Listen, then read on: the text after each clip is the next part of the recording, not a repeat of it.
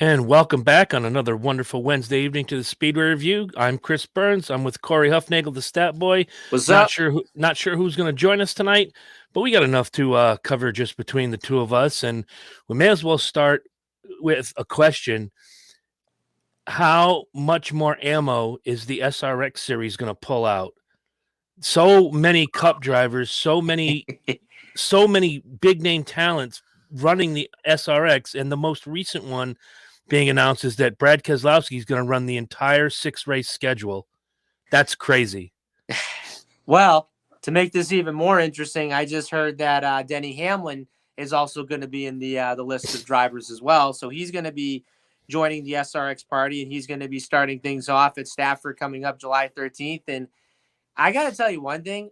I think this year's SRX series is going to be a lot interesting, and I think it's going to be a lot more fun than what we saw last year. And they probably know this for a fact, but, with that ESPN money coming in, I think the SRX series is going to have a lot of big things this year, by the way. Oh, absolutely. And my best part, what up, Sammy Miner? Woo! What up?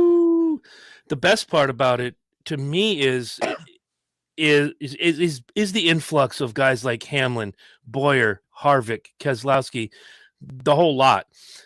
But then are they going to expand? Are we going to have the same 10 to 12 car field? Or are they going to move forward and put more drivers out there? Because we said it when we went last year. This was fun. What up, Justin? What's up? This is fun. We wish it were a little bit bigger. Not 43 cars, but expand it to 20 cars.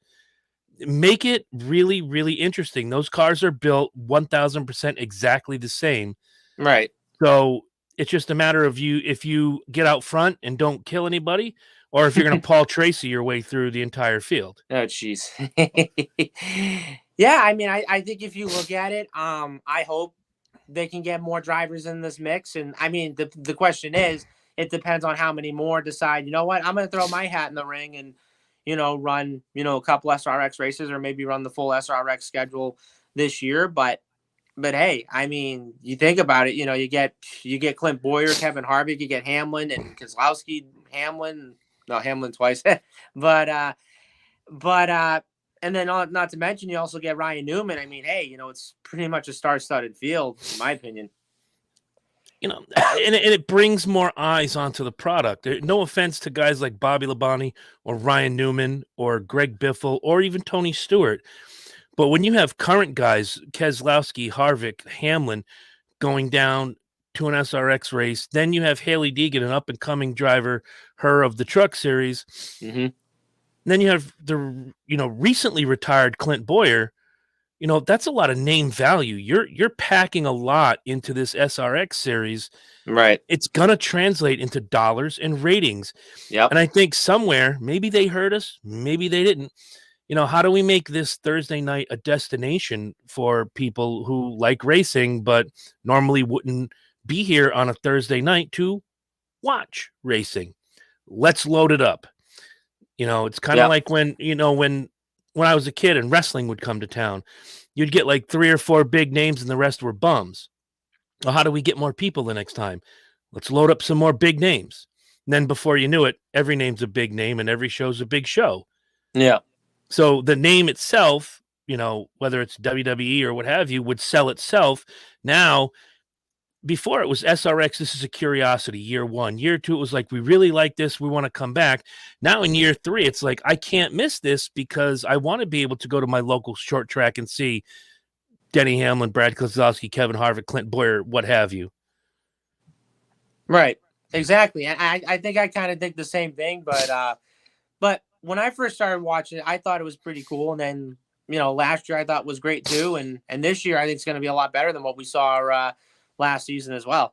Absolutely. And I liked it. I really did, year 1. But going there last year, with you and Zach and Billy, to see it live and to see how those cars work and operate and maneuver, really, really cool. And I really enjoyed it.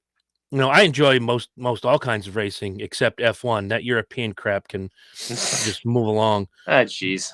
But SRX really caught my attention, and I'm still undecided of whether I want to go up this year on a Thursday night, especially that close to our trip to New Hampshire for the Cup race, the Crayon 300. Crayon. But yeah, I know it's not I didn't name it. No, it's just kind of stupid, like to name a race like that, you know. You know, I was okay with the New Hampshire 301, the Sylvania 301, the Liberty Mutual Tampax 301, whatever. Yeesh. But yeah, the Crayon 301, you can keep that. Just keep it.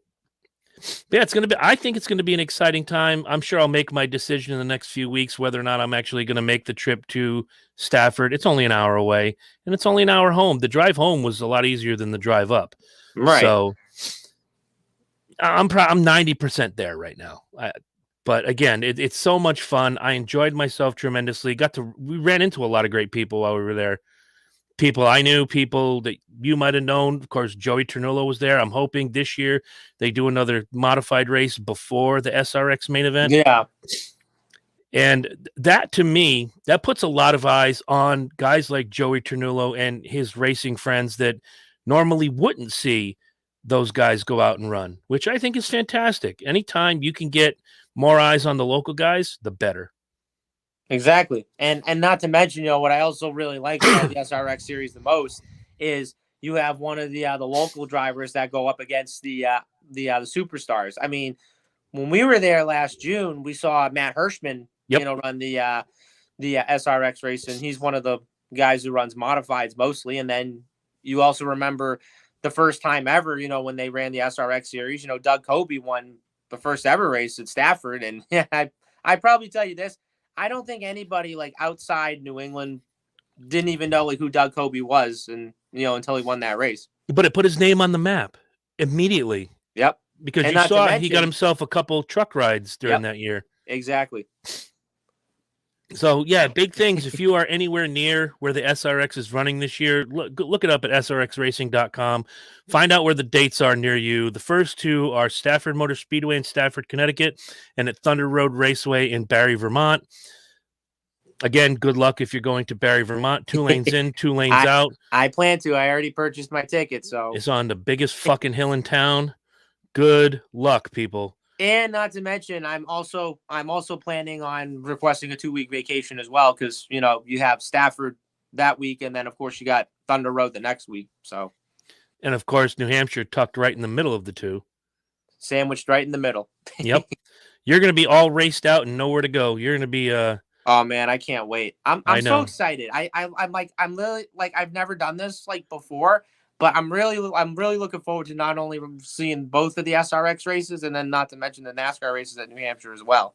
Justin asks if is SRX running at Five Flags in Pensacola? Give me a second. I'm going to go get you guys that schedule real quick, and I'll read off where SRX is going. SRX 2023. Remember, guys, the Google machine is your friend. What up, Caleb? Yo. All right, the SRX racing schedule for this year, as we mentioned, kicks off at Stafford Motor Speedway on July 13th in Stafford, Connecticut. Thunder Road Speed Bowl, July 20th. Motor Mile Speedway. It doesn't tell me where these places are. Motor Mile Speedway's in Radford, Virginia. Okay. Berlin Raceway. Michigan. Okay, well, then they're not coming to Grand Rapids, Michigan. Then they're not coming to Pensacola because we all know Eldora's in Ohio and Lucas Oil Speedway is in Indianapolis, Indiana. Yeah, I think they ran at Five Flags last year, and I believe, if I remember this right, I think Elio Castroneves won that race last year. I'm not going to challenge you. I know how this ends up. I want to say he did. I'm 70% sure, but I think Castroneves won that race last year. And by the way, we got a special guest. Okay. One of my favorite human beings on the entire planet, ladies and gentlemen. What's up, boys? What is going on with you? Yo. I'm making a white Russian for my boy Dwayne. That's racist. They just like to be called Russians. Oh Jesus! Hey man, I didn't create that. They create the names of the drinks. Oh boy! Stranger. Oh Jesus! Oh man, everybody loves Tori. I don't know what it is. From Christian right? Eckes down to the listeners, they all love them some Tori Calhoun. Exactly. That's how they do it. Oh, that's pimp status right there. It really is. It's pimp status. Yeah. So we were going over, Tori, now that you're with us, SRX being loaded up with talent this year. The 6-race schedule has been announced, and they have Kevin Harvick, Clint Boyer, Denny Hamlin, Brad Keselowski, Haley Deegan, all sorts of the top-level racers coming down to run SRX, not to mention the usual suspects, Greg Biffle, Ryan Newman, Bobby Labonte, Tony Stewart. This is going to be a stacked race. Sounds like it. Sounds like it's going to be very, very, very competitive as well. Oh, absolutely. You throw these guys on these tracks that they may or may not have grown up on, but all of these guys started somewhere, and they're usually quarter to 1/3 mile home base tracks.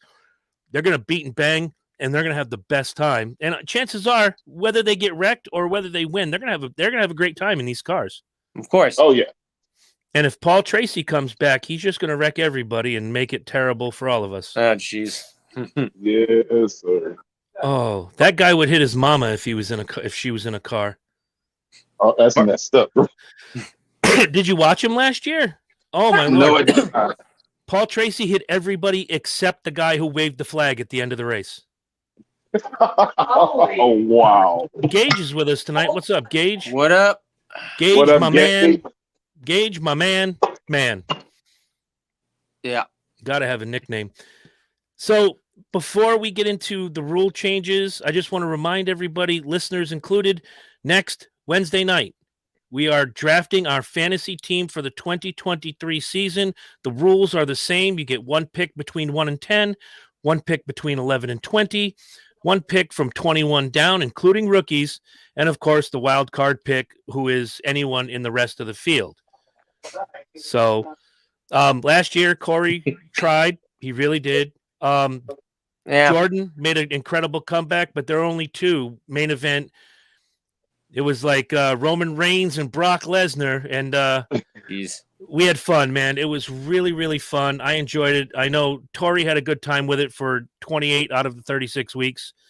Yes, sir. That was good. It was fantastic. And again, I always got to point back to Tori on this one. Never once drafted a new driver. Never once. He rode that team. Can I join your fantasy roster? Are you willing, Caleb, to, let's see, how do I put this? Are you willing to pay the debt at the end of the season if you lose? Oh boy. No, because if we let somebody in like the Jackman, I wanted Jackson to be in on this, but he hasn't responded. He's been part of the show, and I know everybody's got their life going on, but we're not going anywhere. I trust you guys. But if we let Caleb in and he loses and he just says, "Screw you guys, I'm going home." No, you want to dance, you pay the band. You want a fantasy, you got to pay the man. Yeah, most definitely. And whoever's not here, they can take the rest of the leftovers. Yeah, basically, if you're not here for the draft, you get leftovers. That's true. Supplemental draft, homie. Mm-hmm. They get that when the expansion teams comes in, like the Diamondbacks take your backup shortstop. Yeah. Like, what the hell am I going to do with Craig Counsell? Yeah, that's true. What is an Alvaro Espinoza? Help me out here. Oh, but as we move on, because we've covered SRX, guys, if you're anywhere near where the SRX is going to be this year, take it in. Go watch the race. Have a good time. Or watch it on Thursday night on ESPN. Use your DVR machine. Just check it out. It's a really fun time. And you know what they say about ESPN? Coverage is excellent. You can really learn a lot. No, What do they say about coverage is ESPN? excellent. Be surprised how much you pick up. All right. Well, not everybody watches that movie naked with baby oil next to him. Corey Offnagel. Maybe. No, that's probably no. All I can just say is, I'm excited that ESPN is, of course, they have the motorsports rights to F1. Now they have it to SRX, and who knows how many motorsport series that television stack can pick up. So I know Fox's deal runs up in a couple of years. It is something to look at whether ESPN is going to take the dive back into mainstream motorsports again, like Right. NASCAR. I think Fox is doing a fantastic job. They always do. I think NBC does a fantastic job with the Xfinity series. I think their Cup coverage is lacking. mainly because Jeff Burton squeals like a 14-year-old girl who just got a kiss from her crush. Oh, jeez. Dale Jr. and what's his nuts there, Rick Allen, do a fantastic job. And I think Rick Allen got booted, right? He's not in this year. It's going to go to Adam Alexander on the Cup side. Well, you're talking about Fox.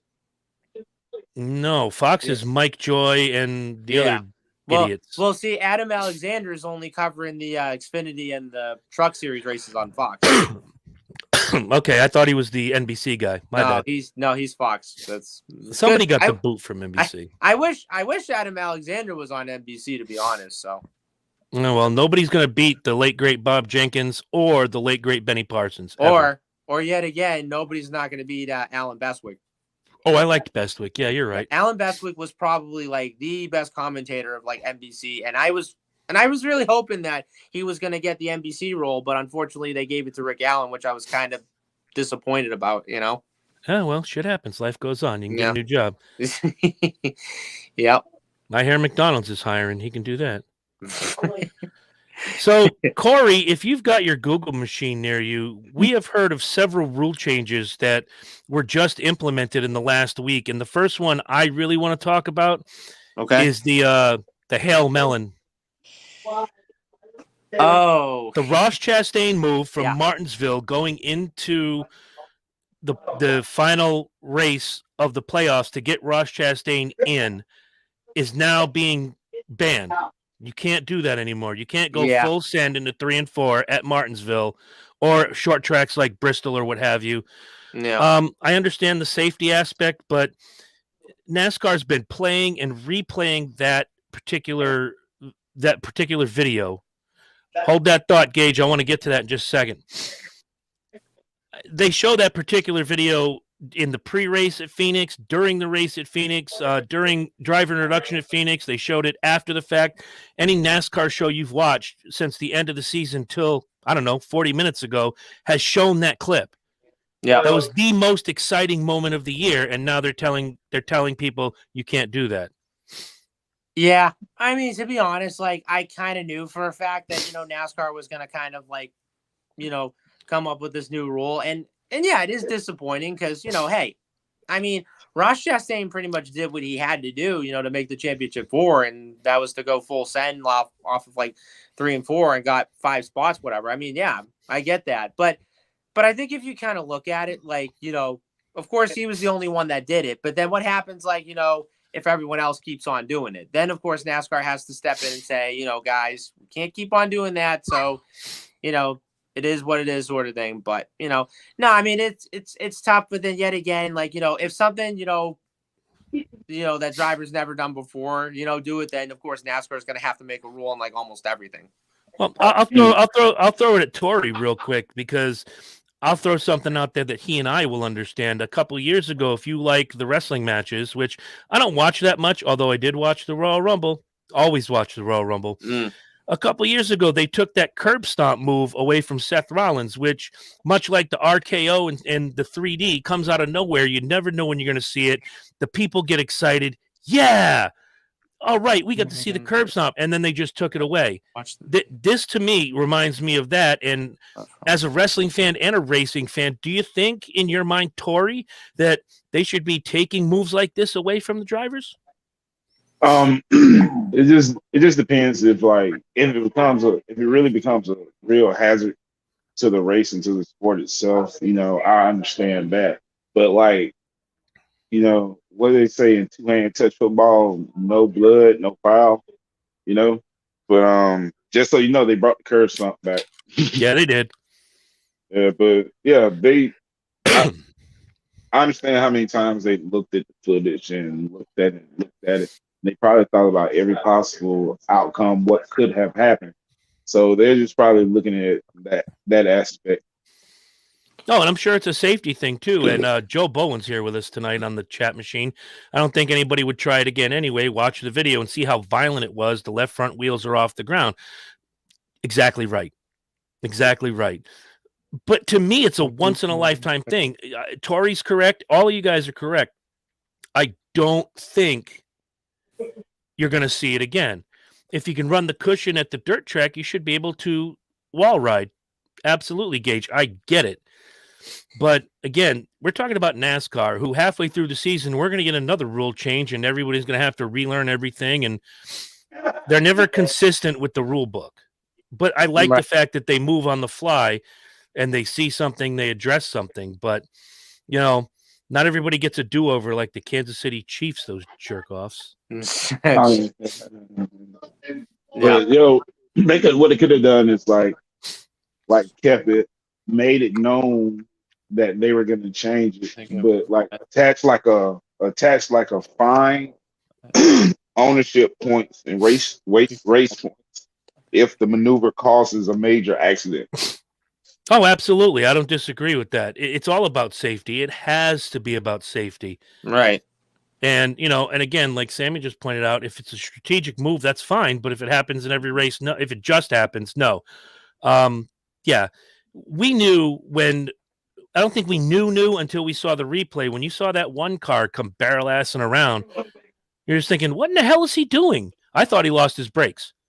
Turns out he's straight on the floor he only had to pick up 2 spots. He picked up 5.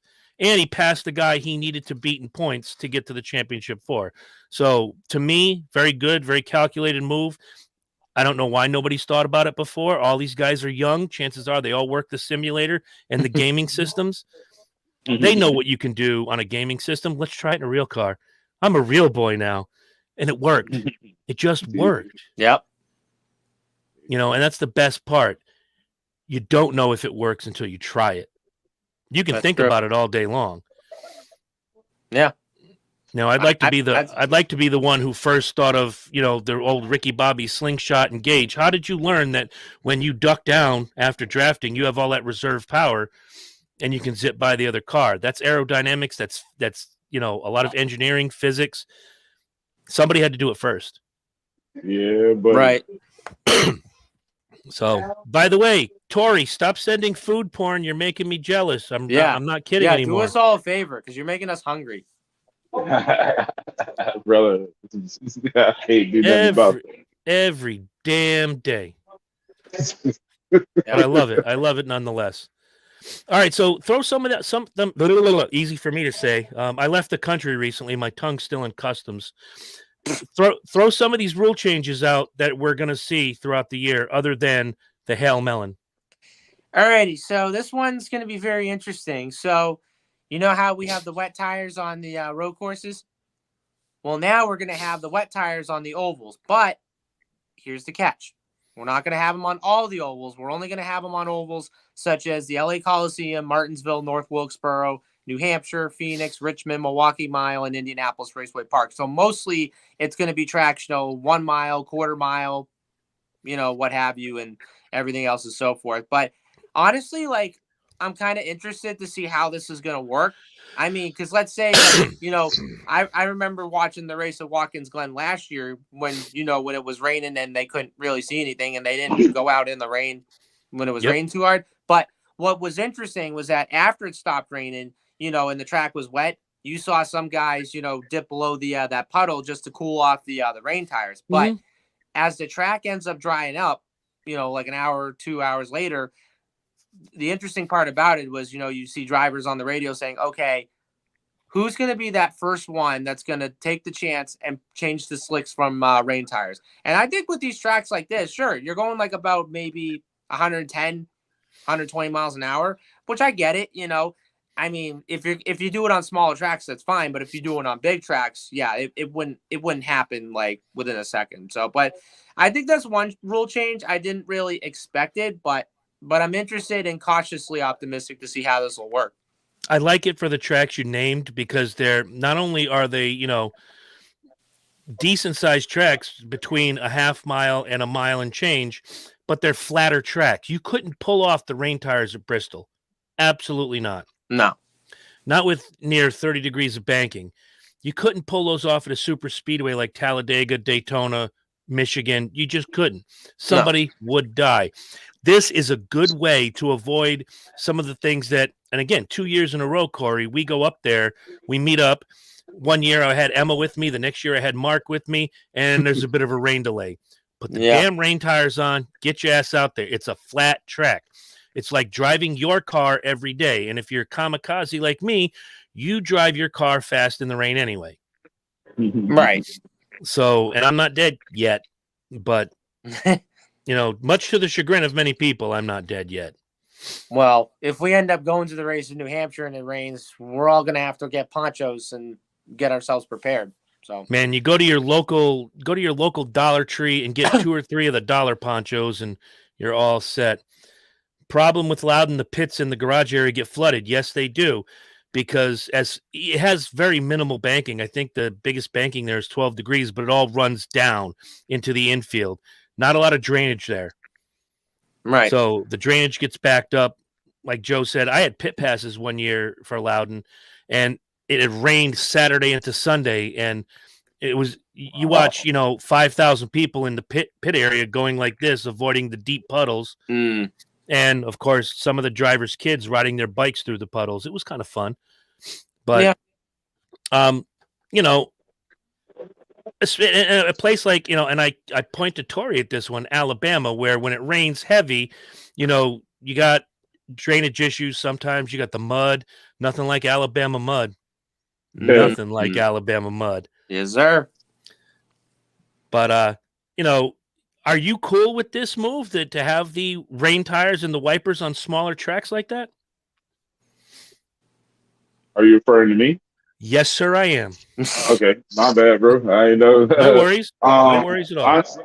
Honestly, I was thinking when Corey was mentioning that, I was saying to myself, I was like, okay, does this move indicate that the chances are higher that it will rain at those particular races during that particular time? That was one.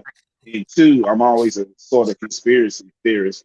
Now it's like, okay, so whose pockets are you lining? Because I know one particular company is making these rain tires. So are you fattening their pockets for a particular reason? But I just think it's mainly I'm cool with it. If it's like over a 70% chance it's gonna rain on race day, I understand that. Okay.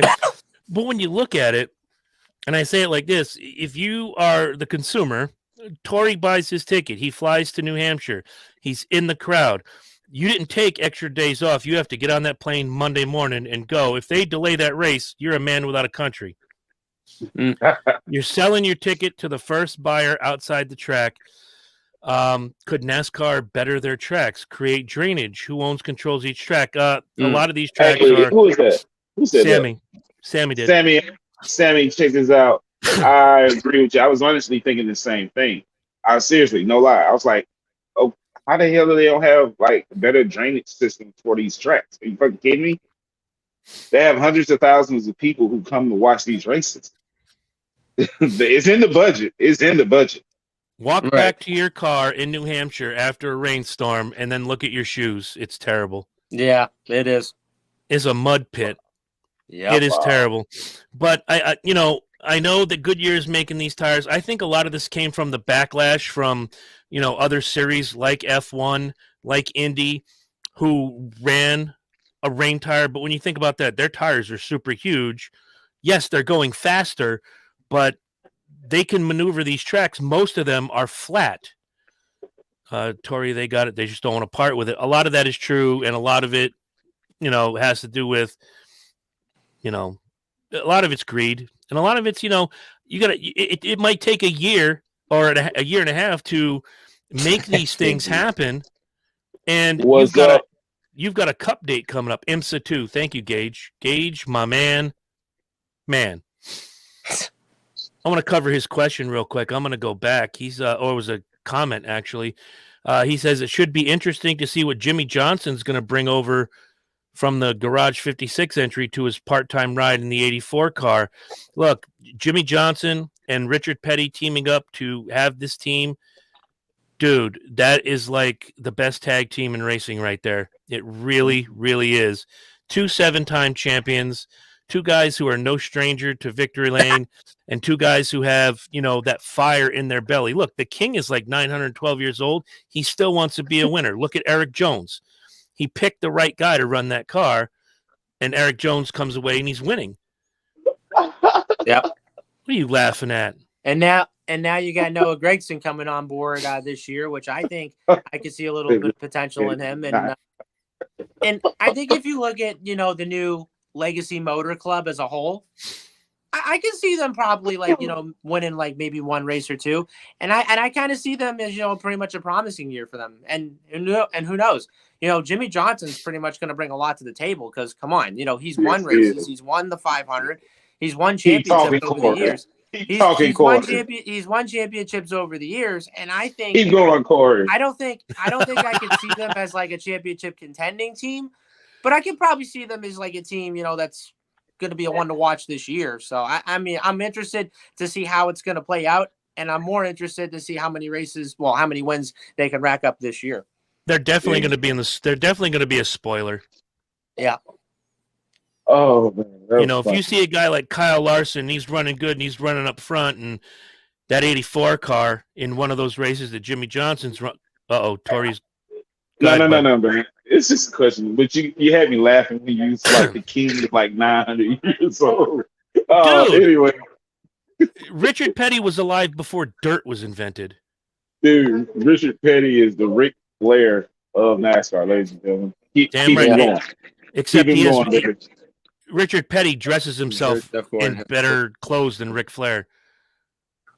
Ric Flair looked like he gets dressed in the dark. But what I was gonna say was do you guys think that this team is gonna be around for a while? I think so. Yeah. Okay. I agree. That's one part. Now this is gonna be maybe an interesting question. Do you think at any time when a major driver, I'm gonna throw this out here, when Kyle Larson's contract is up with Hendricks Motorsports, do you think he would jump to the Petty Johnson team? I just threw out a major name. I couldn't think of anybody else off the top of my head. No, and that's a good one because we just saw what Kyle Busch did in the offseason, going from Joe Gibbs Racing to Richard Childress, which has struggled in recent years. Yeah. So I think what will happen is we have to see what kind of success the team has. Are they putting out competitive cars? Are the drivers like Eric Jones and others doing the job they're put out there to do? If they find success and they win some races, yes, you'll see a guy like Kyle Larson, much like you did with Kyle Busch this season, say, you know what? I like what you're offering. I like what you're putting out on the track. I'm going to give it a shot. Okay. That's what I'm talking about. I've heard that rumor, Joe. Ross Chastain going to the 4 next year. I could definitely see that because I'm just gonna point this out, and I'm gonna refer to Joe's question here or Joe's comment. So honestly, I do want to see Ross Chastain take that 4 car because, like we talked about, look at what he did with Trackhouse last year. The fact that he won 2 races and brought that team to the championship 4, it's unbelievable. Now, the way I see it, if Ross can have a successful year this year, and if he can win multiple races, comparing to what he did, last year when he won 2 races, I think he's going to be the leading candidate for that 4 car for SHR without question. I had been wondering, especially, before Kevin announced last year that I'm going to do another year. I just signed a deal. And I was wondering, who would they put in the 4? I thought they were grooming Priest to get in that car. Then the Priest thing went out the window. Then you see, a guy like Cole Custer, who was a bucket of suck in that 41, but you have Chase Briscoe and you have Eric Almirola, who are doing good things in those cars. They're winning. They're competitive. Now you have Priest going into the 41. We already know he's a tough driver. Yeah. But he's never been given A, a good opportunity, and B, good equipment. Right. So this is really Ryan Priest's prove it year. But like you said, Chastain's already proven himself. And if there is a front runner, I'd love to know what his contract status is with Trackhouse. But I could buy Ross Chastain in that 4 car. Absolutely. Yes. Now here's my other question. So how many of Kevin Harvick's sponsors do you think are going to move to Ryan Priest's team next year? Wow, I was not prepared for a That's question one like friend, that. which of course, if we all remember, Redneck Pat, he actually gave me that question a couple weeks ago, and I thought, that's really interesting. I don't know how many sponsors, would stay with the 4-car or, quite possibly switch with the 41. Oh wow. I think you really have to go back to, and I don't know it, and I'm not going to look it up now. We're gonna let that question breathe. So, Joe, keep that in mind for later in the season. As we get closer to silly season, we'll revisit that. I'm sure the rumors will amp up. Tori, what do you got? No, I say at least 2 leave. Okay. Yeah, I was kind of thinking the same thing. I'd say 2 of Kevin's sponsors are going to leave to go to Priest's team, or quite possibly maybe Almirola's team, I guess. I mean, if Almirola is going to run the 10-car next year. Nobody knows. I mean, he's already said I'm quitting once. He's the Tom Brady of NASCAR. I'm quitting, but I'm coming back. But I'm quitting, but I'm coming back. Oh, by the way, TB12, I'll believe it when I don't see you this September. Right. But here's the thing, though, because Almirola didn't win a race last year. The last time he won was it like 2 years ago at New Hampshire? New Hampshire. Yep. So he's on a little bit of a winless drought right now. Yeah, well, weirder things have happened, I see a lot of potential in Haley Deegan winning a lot of races this year in trucks, and she'll be racing full-time in the SRX. No excuses this year. Gage, my man. Man. You ask excellent question for God and Jesus and Mr. McMahon. I knew you were going to say there. That was good. Excellent question. It's possible. It really is. If Ross goes to the 4, you think the sponsors go Ross's sponsors? I don't know. Right. Look, if Ross's sponsors go with him, great. But you're going to Stewart Haas Racing, where there's no shortage of sponsors beating down their door. Right. Exactly. This isn't like going to Corey Huffnagel Racing, where the only one that wants to sponsor you is the Golden Banana. That's it. Oh, Jesus. I wish I had that. I honestly wish I had that for a sponsor. I want you to take Sammy's comment real quick. That struck me. This one? She says it's tough to buy a driver. It's not like buying a quarterback or a pitcher. There's a lot of heart and passion in driving. Absolutely right. Yeah. We've seen guys that have all the potential in the world go to a big name team and suck. And then we see a guy that nobody gave half a chance to, like Ricky Bobby. Look, Ricky Bobby. There's one. Cal Naughton Jr. I was thinking more along the lines of going back to the late 2000s, before 2010, and seeing a young guy out there just beating and banging and trying his best in an underfunded car with an 09 on it, Brad Keselowski. Yep. And then he wins a race. He's competitive all year. They put him in a Penske car. What does he do? He converts. He makes a championship out of it. Yep. There's a difference between, and Sammy's exactly right. There's a difference between buying a driver and getting the right combination of driver, equipment, crew. You can look at, I'll just use Harvick as an example. You can look at Harvick all those years he was running with RCR. Yeah, he was successful, but once you put him and Tony Stewart together with that SHR equipment and Rodney Childers on the top of that war wagon, that opened up a whole new door. Yep. We wouldn't be talking about, next year or in however many years before he's eligible, first ballot Hall of Fame Kevin Harvick. We'd be talking about, well, he might get a couple votes or this or that or the other thing. He's had a pretty okay career. Walks through the door at SHR, championship the first year. Just has exploded since he's been with SHR. It's true. And to steal Corey's phrase, not to mention, 2 years ago, a 9-win season. Nobody's come close to that since Jimmy Johnson or Jeff Gordon. Right. So you got to give a lot of credit to the car, driver, crew combination. And if you find the right chemistry, you can do anything. That's true. There were years between 1984 and 1996 where Terry Labonte was the champion in 1984 and didn't do a whole lot of nothing until he got that crew chief, that Hendrick Motorsports car. He got the equipment. Everything fell right in his lap, but his talent got him there. I'm not saying he was lucky. I'm saying he was good, but you can be good at baseball, but you're not going to hit 500 home runs with a wiffle ball bat. Right. But then if you kind of look at, 1996, the reason how Terry Labonte won the championship that year, of course, he was in the 5 car for Hendrick Motorsports, but he won that championship consistently. And of course, given the fact that he had 2 wins that year and versus the fact that Jeff Gordon had 10 wins that season. I mean, how Jeff Gordon didn't win the championship in 96, that's pretty much beyond me. I mean, I can tell you. Okay. 3 letters, DNF. Yep. And there was a couple races Jeff down Gordon the had stretch where 6 DNFs that year. Terry Labonte had 1. Yep. Terry Labonte's average finish that year was so far and ahead of everybody else, it was no question that Terry Labonte was going to win that championship. Although he didn't have it locked in when he got into that car in Atlanta that year. But you knew he was the guy everybody had to beat, not the other way around. Yeah, so yeah, that is pretty true. And actually, if you look at it, so Terry Labonte's average finish that year was an 8.2.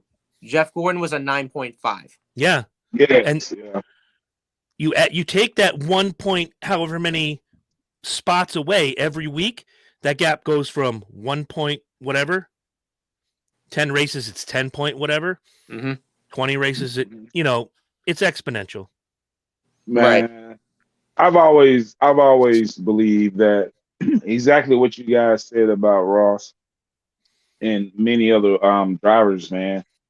Great drivers do the best they can with shitty equipment, but you really see them shine when they get behind something that has some actual money put in it, and also a crew chief that know what the hell he doing. Mm-hmm. That's true. Preach on, brother Tory. Preach on. That is legit, though, man. It's legit. Like, how many people probably talk crazy about? Let me just throw one out there. How many people probably talk crazy about Richard Petty when he didn't have no money for real, and then when the money started kicking in, he started winning. They, excuse me for saying this, but this is a hood thing. They start riding his dick. You know what I'm saying? Jeez. It is crazy.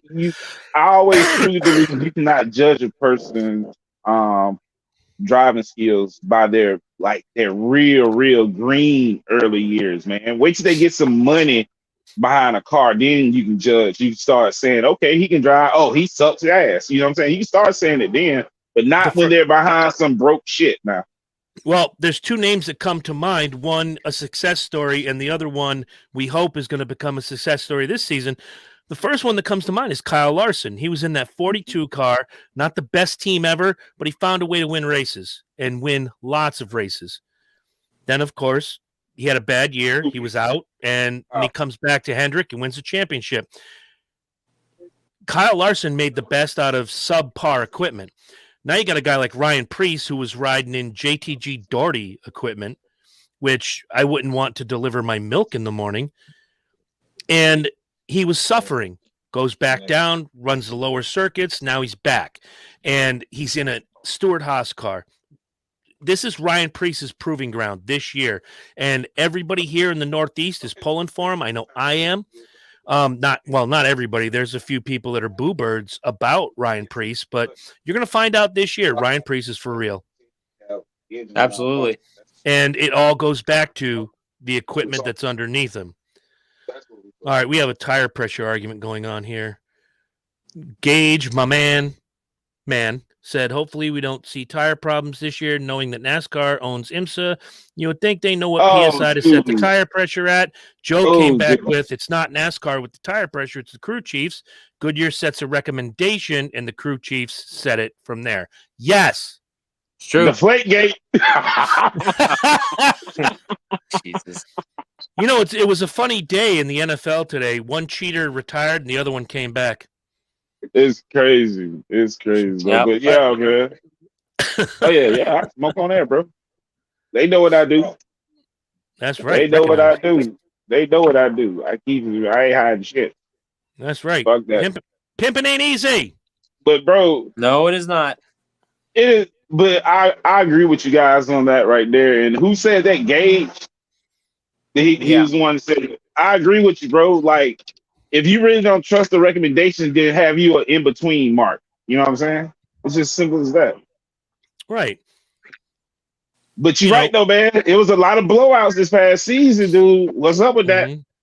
You're right, and a lot of loose tires that came off the car, which I still think NASCAR should have taken more time to roll out the single lug, because how many teams got penalized for a wheel coming off the goddamn car?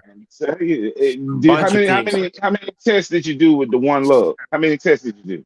Exactly. How many hours did you put into it? Come on, man. You already got the second most dangerous sport there is, dude.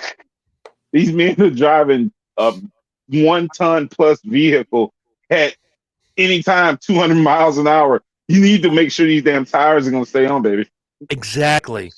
Corey, there is a tire change rule coming up. Yeah. Well, roll that out. So there's going to be a new detached wheel penalty. So here it is as it followed. I'm just going to try and follow this a little bit. So, Tori Calhoun, are you going to die? Hell no, bro. You know what the old school saying? If you ain't coughing, you ain't getting wet. All right, please don't die. All right. I ain't trying to finish that sentence. Oh, jeez. Anyways, so if the tire gets lost on pit road, the driver has to serve a pass-through penalty under green flag conditions, or at the restart, pretty much has to start at the tail of the field under the yellow flag conditions. If the tire is lost on the track, the driver has to serve a 2-lap penalty, and it is a 2-race suspension for the 2 pit crew members will be issued. Okay. Whoa. Yeah. Okay. I'm going to sit here when you first started saying that. I was like, damn, what's worse? Take the lap penalty or start at the back? Whoa. I think, I don't know. We've seen guys come back from a drive-through 1-lap penalty and win races, but if you're a crew member, and I say this, everything has human error involved in it, but if your job is to put the tire on the car, secure the tire, send the car away, do your fucking job. Exactly. Yeah. So, yeah, I agree with this 1,000%. I also like, what I don't like is it penalizes the driver if they go out onto the track and the wheel comes off, which we saw a couple times this past season. Don't penalize the driver. That driver didn't go out there going, you know what? I think I'm just going to ditch my right rear. No. But to penalize the driver, that's terrible. Yeah. Penalize the crew, but not the crew chief. The crew chief's not out there changing the tires. Penalize whatever tire that was. Oh, the right rear came off. Who changes the rear tires? Corey Huffnagel. Suspend him. And then I come back the next week. Or 2 weeks. Not with that. Not with their rules. Yeah. Everything drills back. Hey, I don't mind taking a 2-week vacation. You already talked about taking a 2-week vacation. Stop pimping extra time. Yeah, in July I'm taking a 2-week vacation. Well, enjoy that. Well, thank you. I do plan on it. Look, I'm still skeptical going into 2023. And again, we're going to talk about the Clash in just a few minutes. I'm still skeptical about these single lug tires going into Sunday's race at the Coliseum. I'm skeptical of the tires going into Daytona in 2 weeks. Joe says, I'll fill in for Corey. Joe, you have a spot whenever you damn well please, whether Corey's here or not.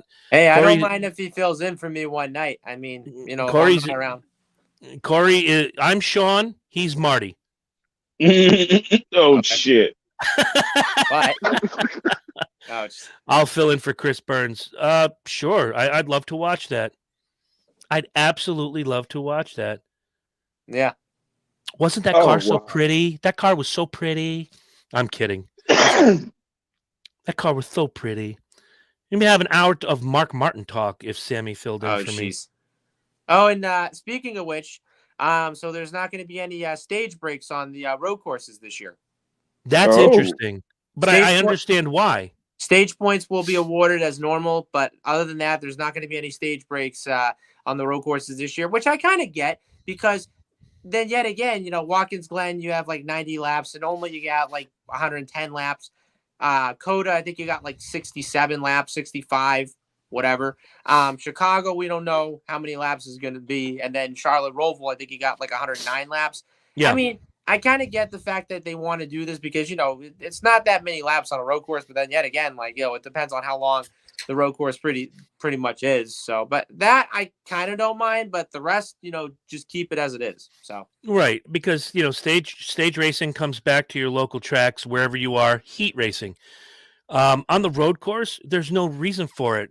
When they start those cars, let's use, say, Sonoma as an example, 3+ miles, this winding up and down, road course. The stages are only like 22 laps long. Okay, why? Just let them run. Go old school on the road courses. Keep the stage breaks on the ovals. I think that's a really good idea. Yeah. Because it takes, and I'm not saying guys like Allmendinger or Chase Elliott, are kings of the road courses right now. I'm not saying it would change how they finished their races because they ran their asses off in these races. They were out front the whole time. But for some of these other guys who are like, okay, stage breaks coming up, I can go in, I can do this. It changes the entire strategy. Now your road course is show us your skill. Basically show your ass. Get out there and show your ass. That's true. It's gonna be some. And also, I definitely want to say this to Sammy as well, since you mentioned Mark Martin. Oh, dear Christ! Now I'm not saying anything bad about Mark Martin. Don't get me wrong, but I will say this about him, and I've said this so many times. Mark Martin is the best driver that's never won a championship. Period. Correct. I mean, quite honestly, I really wish he could have won maybe one championship, just one. And correct. I think the closest that he ever came to winning a title was 1990. If he hadn't have had that penalty at Richmond that time, because of like the carburetor or what have you, he could have won the championship by like, I hate to say this, like probably like 26 points. Yeah. And if you remember, Les Richter telling Mark Martin's crew chief, he said, if you're going to lose this championship, you better damn well lose it by 46 points. I remember that. Yeah. But no, honestly, I will say, Mark Martin, I have to say, is probably the best driver that's never won a title. I mean, hell, he came close to winning the Daytona 500 in 2007, and look whose driver ended up winning, which was you, by the way.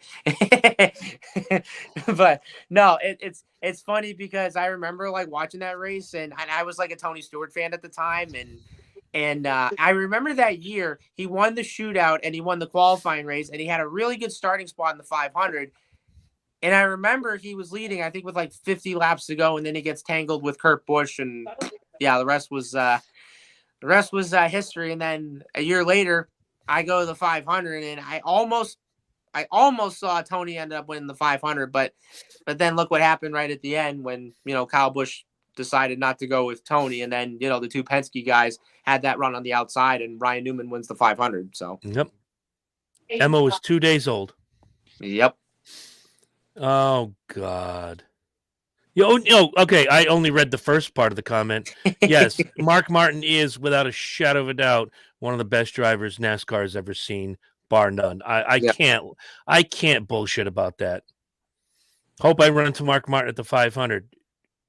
Did I say historically? Yes, you did. It'd be interesting if NASCAR allows single file restarts at Bristol Dirt, because at dirt tracks, he's right. Single file restarts once you get halfway through the race. I haven't heard anything about that, Gage, but I'm curious too. I think it would be a really good idea. I think they still do a single file on dirt, if I'm not mistaken. I don't remember. I kind of do. I'm 70% sure. So 70% Corey sure means it's probably 100% right. Maybe.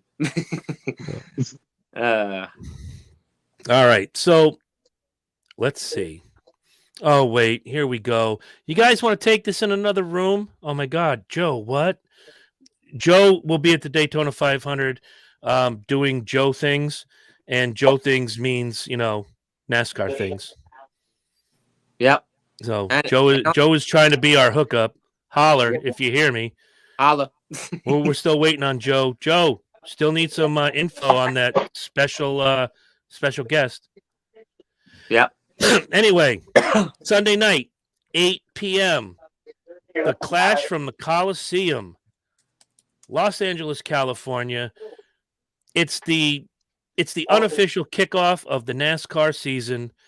And guys, I love this race. Last year was fun. I didn't know what to expect. Quarter-mile track inside a football stadium. No pit boxes to speak of. They just went out there and ran old school. Looking forward to it again. I'm not quite sure how we can do a proper preview, but I know everybody's probably got questions. But mine is, we're going into this blind. Everybody's getting back into the car from the first time. Who do you pick to win? Oh, short track, extremely short track. Oh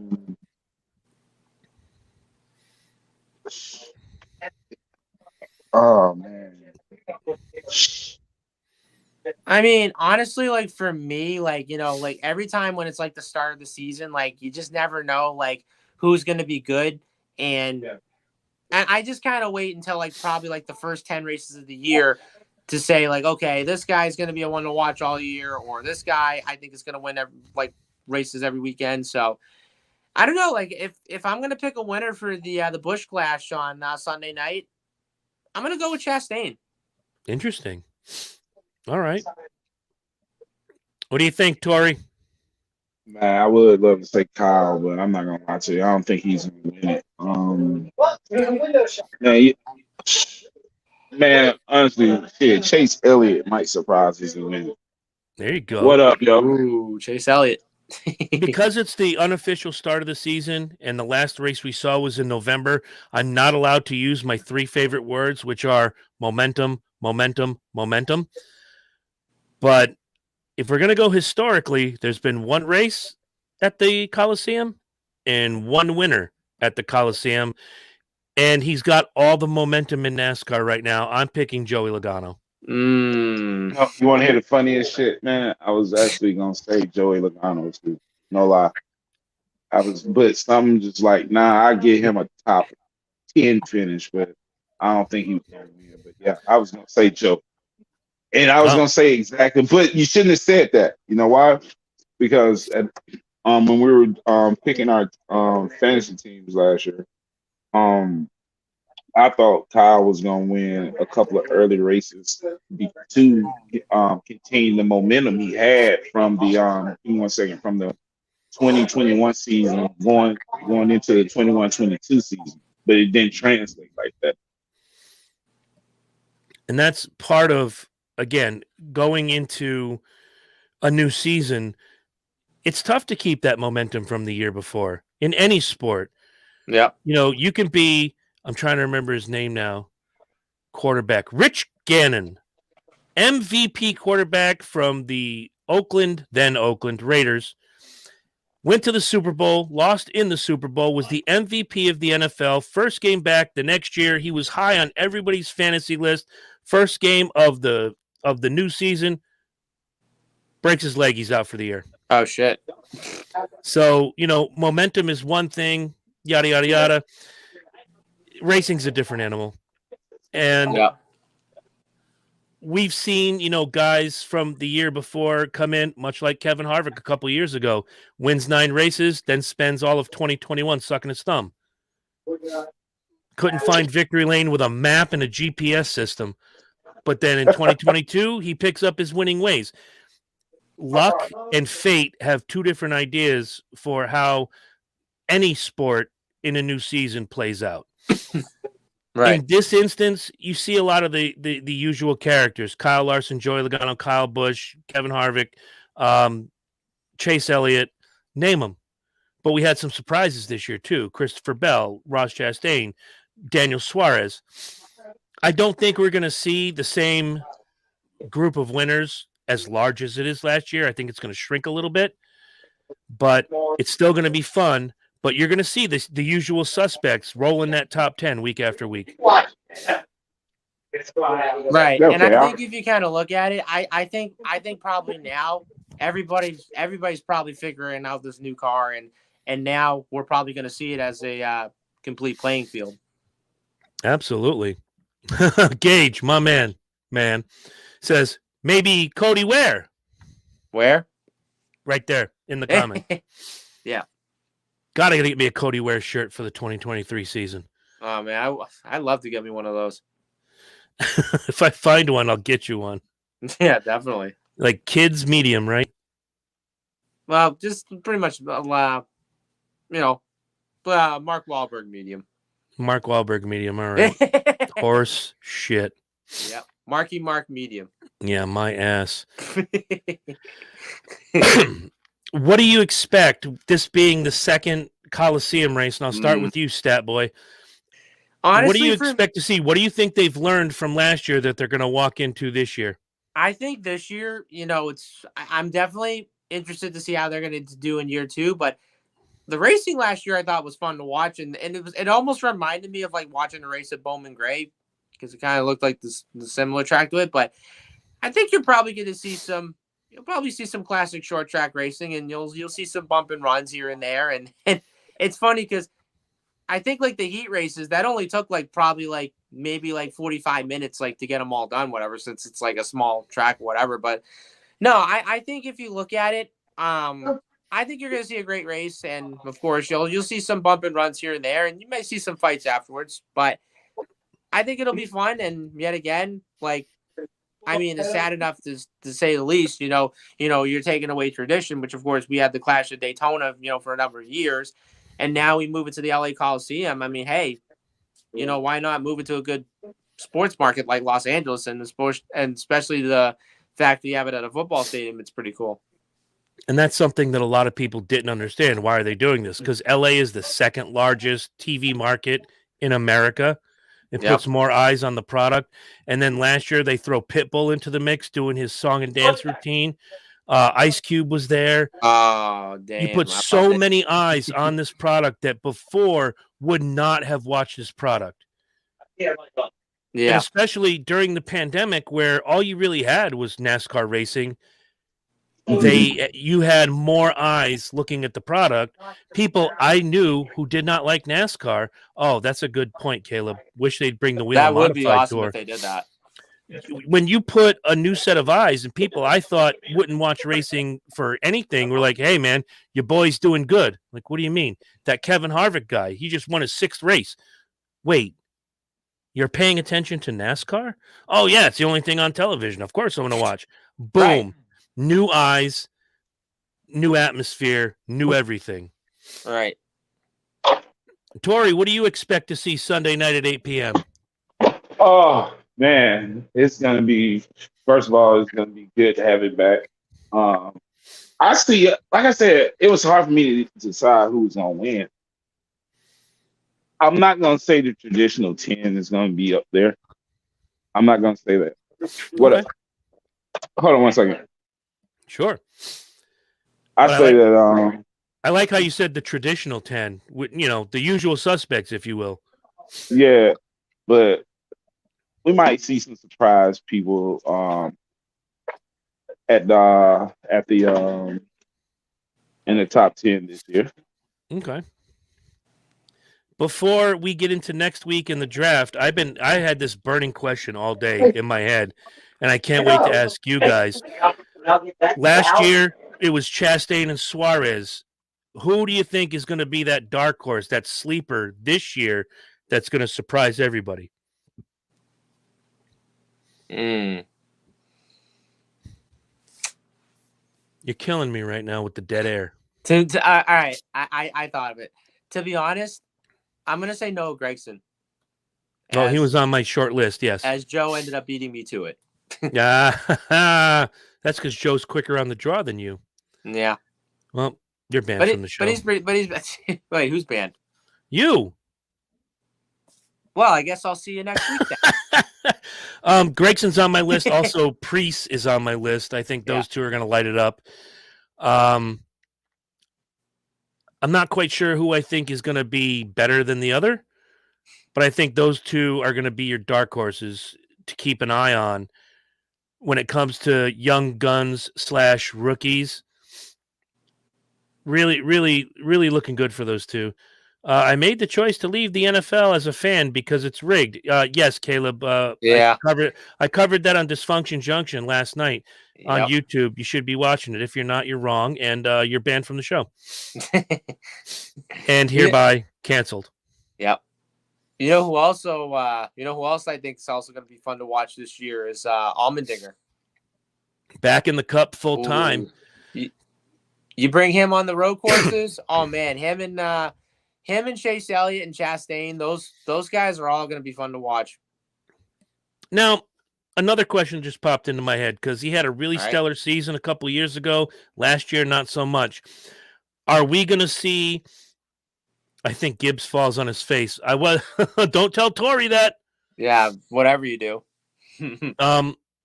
Do we see a resurgence for Ryan Blaney, or is he going to struggle again this year? You know, to be honest, since he finished second a few times last year and plus won the All-Star race last year, I think Ryan Blaney could end up rebounding big time. And I mean, look at how good that team ran last year, and look how many races they could have won.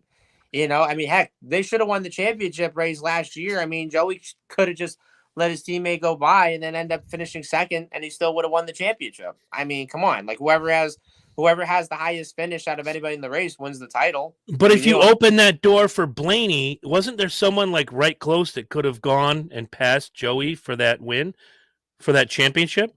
Yeah, sort of like exactly. That. I think it was probably Chastain or whatever it was. You don't open that door. All right. I agree on that one. You know, much like Denny Green said years ago, and I'm going to paraphrase for racing, you run to win the race. Nobody wants to go, you know what? I finished second 18 times. Big freaking deal. Where's your trophy? Yeah. Where's your damn trophy? Yep. Does the breakup between Sherry and Martin Truex get in the way of his season? Oh, my God. I forgot about that. I wanted to cover that. I was upset hearing about that. I was surprised when that happened.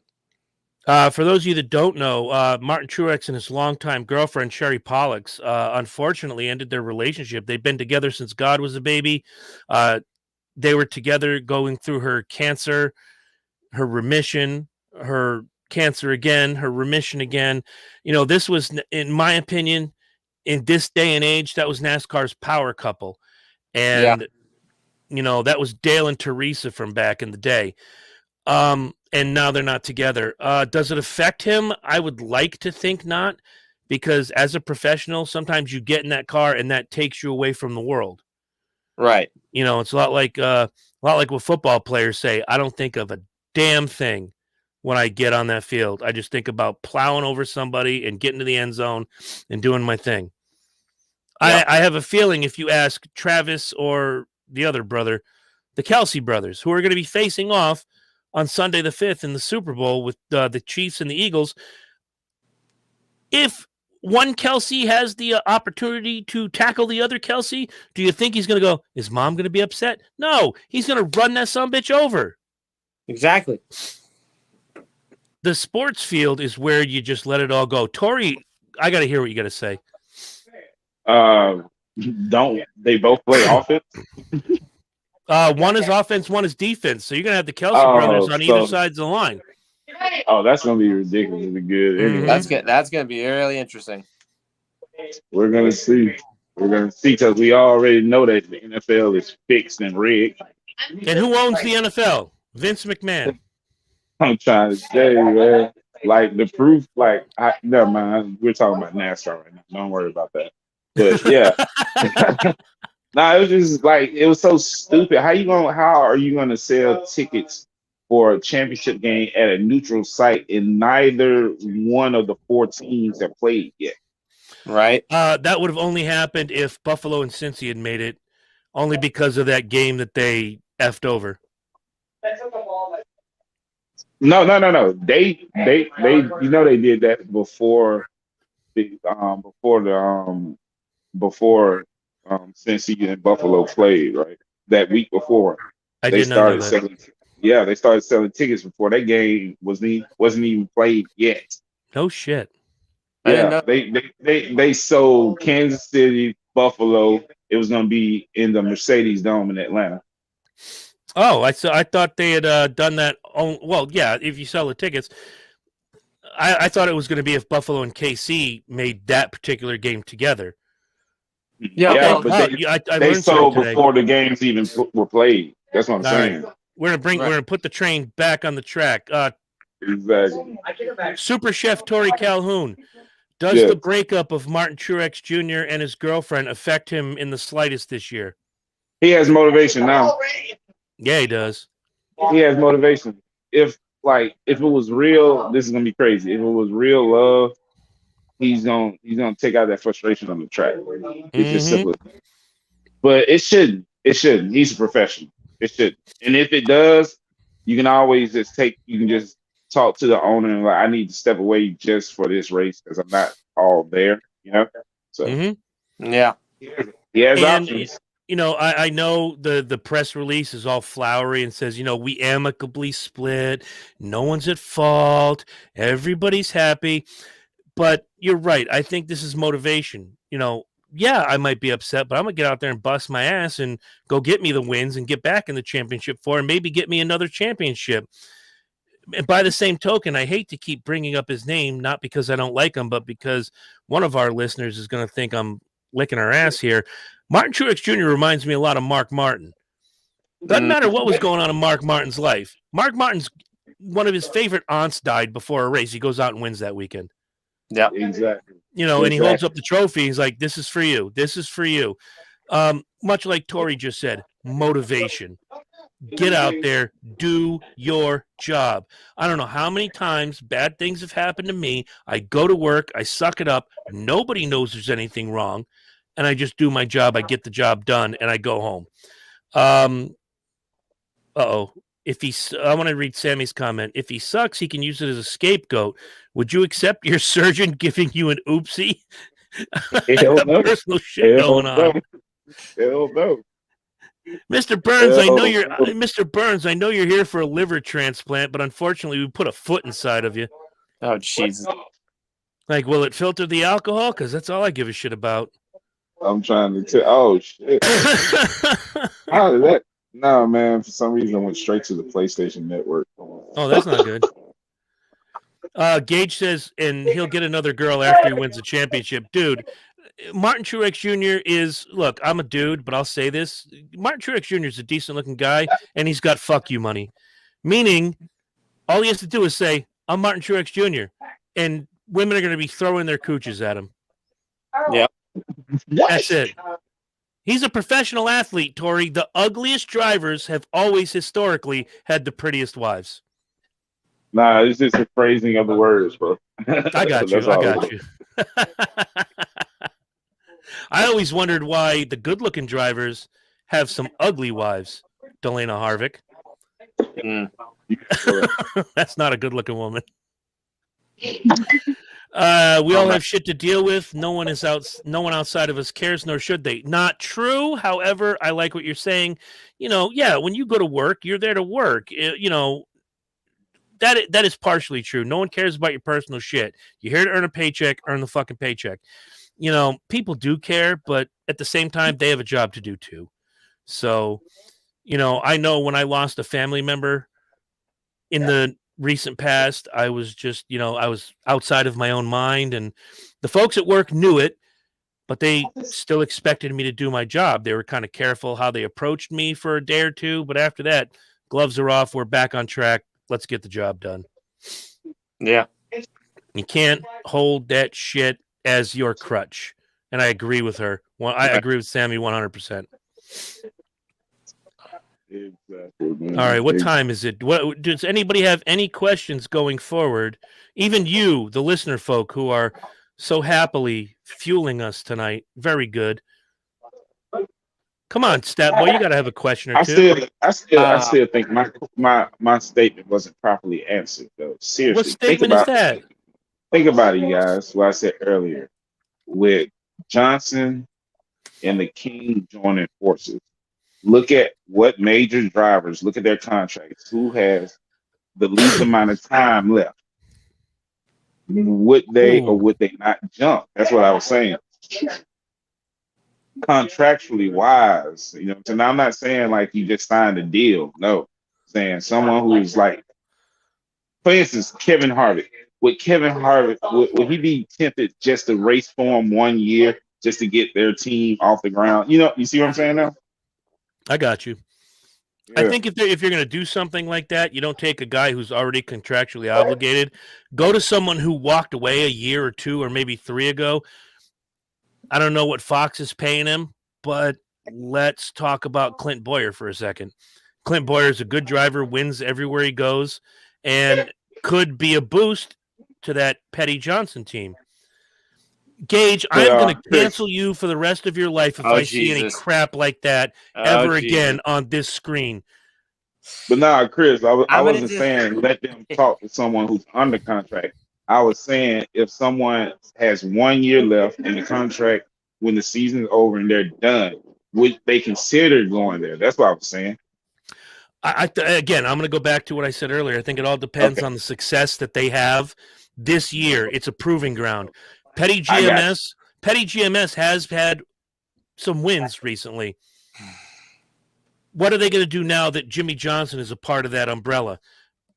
In my opinion, it's a win-win situation. So, yeah, if they can put out quality race cars that do well, yeah, you could see somebody like, I don't know, let's say off top of my head, I'm just trying to think of Jimmy races? Right.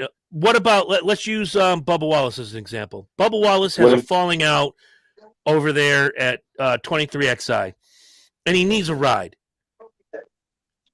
That's a place I think he would look. Okay.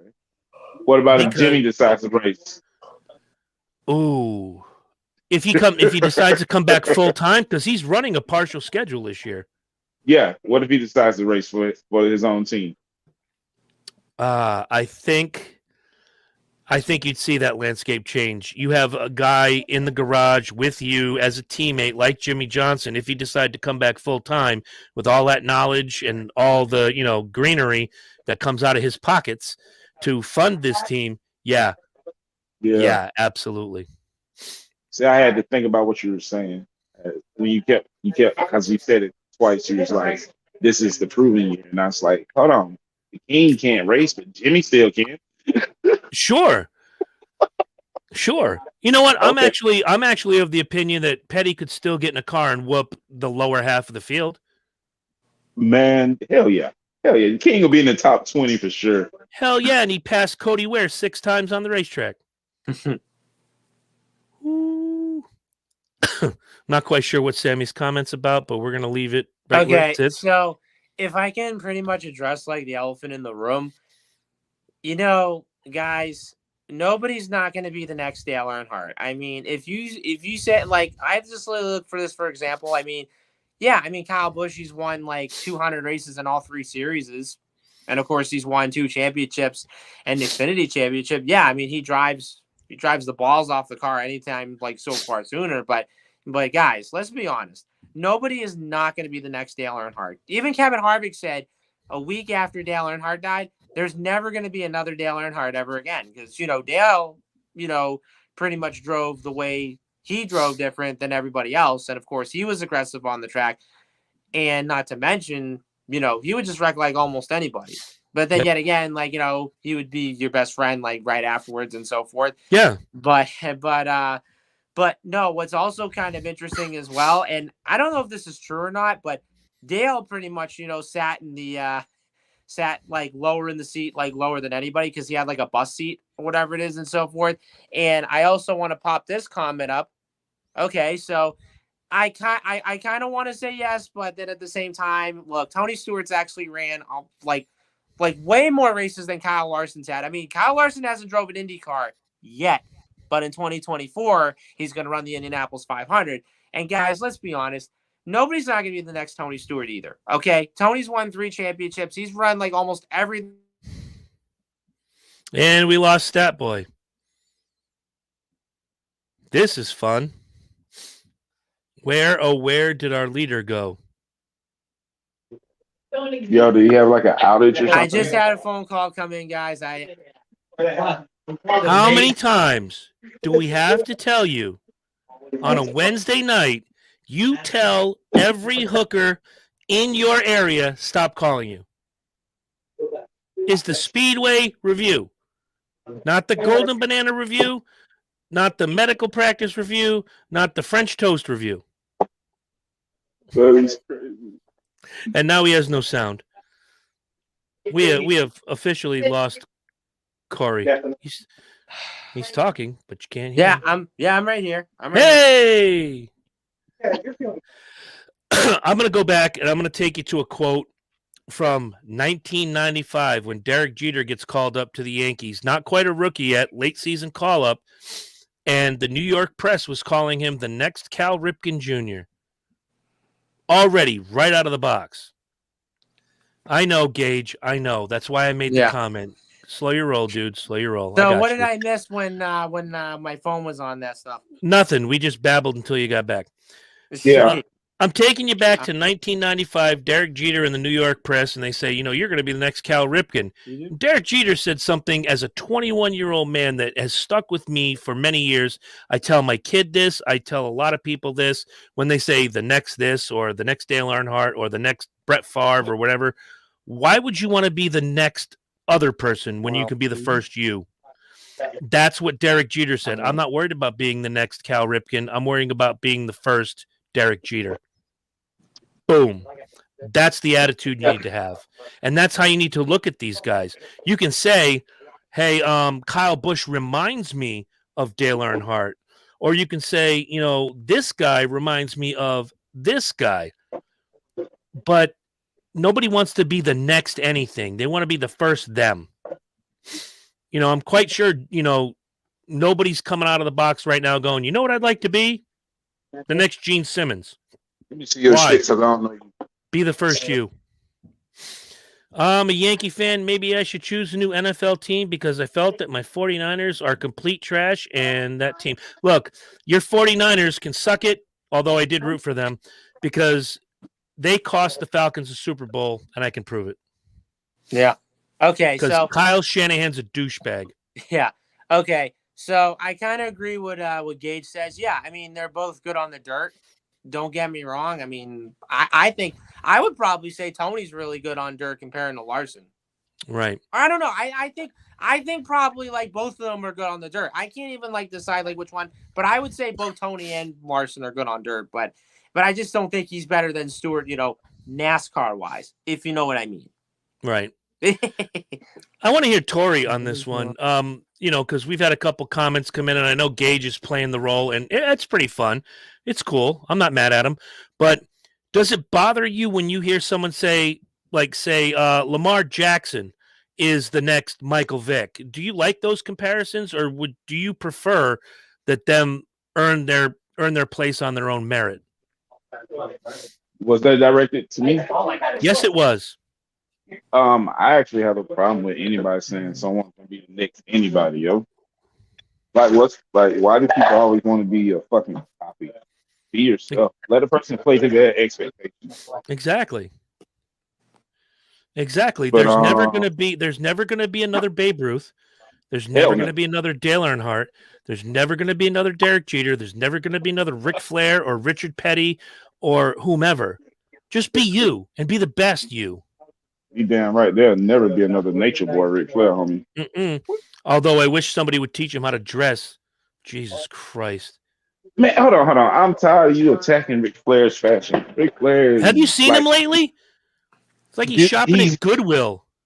He's dripping so much someone has to walk behind him with a mop. Are you kidding me? Something must have dripped on him. He had a nice black suit and it dripped yellow paint all over him. Okay, that is entirely true. Corey Huffnagel is the next Chris Burns. I fucking wish, but I can't. But listen, to be honest, I can't compete with this guy. I literally can't compete with this guy. That's the truth. Okay? I honestly, no. I wish I was the next him, but I can't compete with him, though. I can't. It's never have, and it's never going to happen. So, all right, Corey, you have piqued my curiosity. Thank you, Joe. Even Joe says he's never going to be there's not going to be another Chris Burns. Yeah, Corey, I don't know why. Corey, you have piqued my curiosity. I want to know why you say that. Not that I want you to be the next me. God knows I'm not happy being the current me. But, why would you say something like that? Honestly, I need to know. Damn, now you guys are putting me on the spotlight.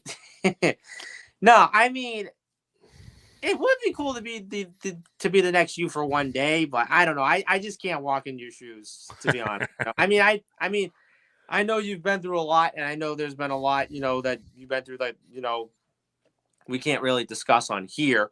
But no, I mean, it would be good, like, to be you for just one day, and then that'd be it, so forth. All right. I don't know why Gage would come out and like literally say that. I'm like, whoa, I kind of liked it. No. He just earned his way back into my good graces after all that Dale Earnhardt talk. Seriously, but no, you're back on my good graces there, Gage, my man. Yeah. I really do hope that's his real name. Anyway, Sammy said something about being the next. It's Gold's admiration before they built. So, okay, I get all of that. I understand that. Nobody likes a carbon copy. I mean, for every David Ortiz, there's going to be 100, heavy duty Dominican guys wanting to come up and hit 400 home runs. Not going to happen. These people, no matter who you are one in a lifetime. Right. When you consider how many people strap into a race car in America on any given weekend and how many you see on television on Sunday, which that number fluctuates between 36 and 40, these are the 40 best. And even if they're in crappy teams like a Cody Ware, like, Christ, who's the Crash Machine? Anthony Alfredo, who I love to death. I thought you were gonna say the Crash Machine was Bubba. Well, I've gotten over that. Yet. But no, Sammy's right. Everyone has a hero. That's cool to have heroes. I have heroes. It doesn't mean I'm going to wear a red bow tie and call myself, Bob Backlund. But yeah, our legend, right? Yeah. Look, you're seeing anywhere between the 36 and the 40 best stock car drivers on any given weekend on Sunday on your television. These are once-in-a-lifetime athletes. I broke those numbers down a couple weeks ago of how many drivers, and I've got it here. 3,274 drivers have started a race in NASCAR since 1948. Mm. The population of America today is 330 million. That's less than 1% that ever stepped onto a NASCAR track. Consider from that number, from 3,274 drivers that have stepped on a track, only 203 drivers have won at least one cup race. That's less than 1%. We're talking about the elite, the best of the best, the four horsemen of motorsports. These guys are the best. And then you have losers like Danica Patrick. Yeah. Wow. If you take the letters, Tori gave me the face. If you take the letters in Danica, it means, does anyone notice I crash a lot? I'm going to leave that one alone. You please do. That's fine. Yeah. She's better off ruining Aaron Rodgers than she is ruining my races on Sunday. Yeah. Anyway, as we're closing out, you know what? I'm going to open it up to, there's a couple of you watching. You guys come up with a question and ask us. Let's have a little fun. Let's take 15 to 20 minutes and let you guys run the show. So get your booger picking fingers ready. Quite frankly, we're tired of asking the questions. All right. I ain't waiting forever. I know Joe's got a question somewhere. He always does, and I love Joe's questions. Yeah. Joe is the man. Yeah, Joe is the man. Well, he is the man. Not quite as cool as Tori Calhoun, though. My man. Well, yeah, that's true. I mean, considering the fact that he does a lot of food porn anyway. I want to be the next Tori Calhoun. No, you don't. Jesus. You're going to be the next Tori Calhoun? I'm going to have to grow my hair out. Shit, you're going to have to try shit. You're probably not. Well, you're probably going to be close to being the next Herm. Dude. Just saying. There's never going to be another Herm. No. Let's leave it at that. No. You know what? I take that back. No, there's not going to be the next Herm anyway because the man can cook. Yeah. Oh my God. You can cook like no All one. right, Gage.